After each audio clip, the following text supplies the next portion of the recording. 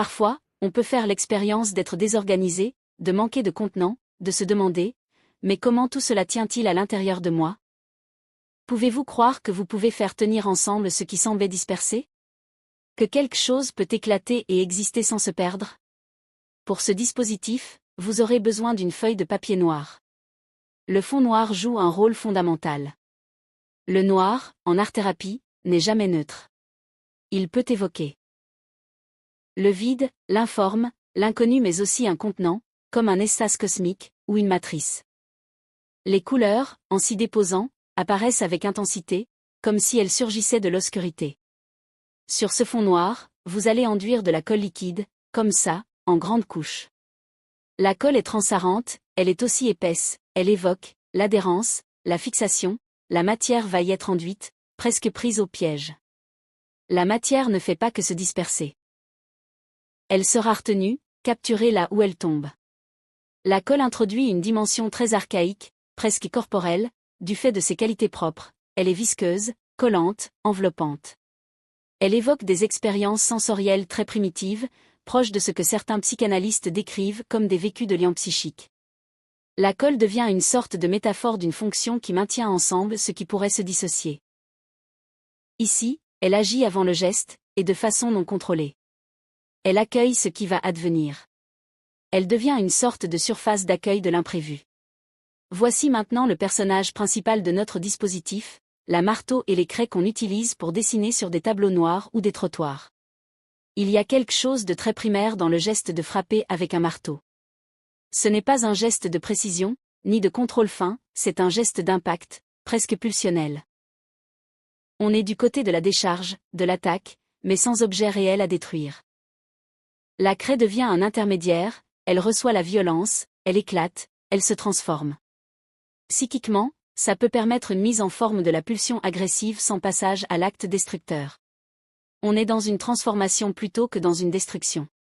Ensuite, il y a l'instant très particulier de l'éclatement de la matière.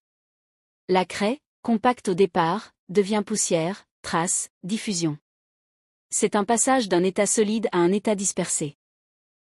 Ça évoque quelque chose de très profond, la désorganisation, voire des vécus de morcellement, mais contenu par le cadre, la feuille, le dispositif, et retenu dans la colle. La matière est enduite, intégrée au support. Paradoxalement, cet éclatement produit une image souvent cohérente, d'elle, presque cosmique. Notre création ressemble à une galaxie. Donc, du chaos naît une forme et de la fragmentation émerge une image. La galaxie, ce n'est pas seulement un motif esthétique. C'est une figuration du chaos organisé, du multiple qui tient ensemble. On pourrait dire que le dispositif permet une expérience sensible de la mise en forme du chaos interne. Il y a aussi une dimension très intéressante dans le fait que l'image n'est pas totalement maîtrisée. Le geste produit un effet partiellement imprévisible. On n'est pas dans le dessin intentionnel, mais dans quelque chose qui advient. Ça rapproche ce dispositif de pratique où l'image est trouvée autant que créée. Psychiquement, ça ouvre un espace où le sujet peut être surpris par ce qui émerge de lui. Enfin, la texture elle-même, poudre, grain, dispersion, engage fortement le sensoriel. On est dans quelque chose de très tactile, presque archaïque, qui peut rappeler le sable, la cendre ou la poussière. Ce sont des matières qui, symboliquement, touchent souvent à des questions de transformation, de passage, parfois même de disparition, mais ici, elles deviennent images. Ce dispositif travaille sur la pulsion, frapper, éclater. La transformation de la matière, du solide au diffus. La mise en forme du chaos. La création depuis le noir, vide, inconnu. La surprise de l'émergence. Et une réconciliation possible entre destruction et création. En art-thérapie, ça peut être particulièrement précieux pour des personnes ayant besoin de décharger une tension sans danger confrontée à des vécus internes chaotiques ou diffus, en difficulté avec le contrôle ou, au contraire, avec le lâcher-prise, ou encore dans des problématiques où quelque chose ne peut pas encore se dire mais peut se déposer sous forme de traces. Merci d'avoir pris ce temps sur Clinique Créative. Si cette vidéo vous a parlé, n'hésitez pas à soutenir la chaîne en vous abonnant, en partageant ou en laissant un petit mot.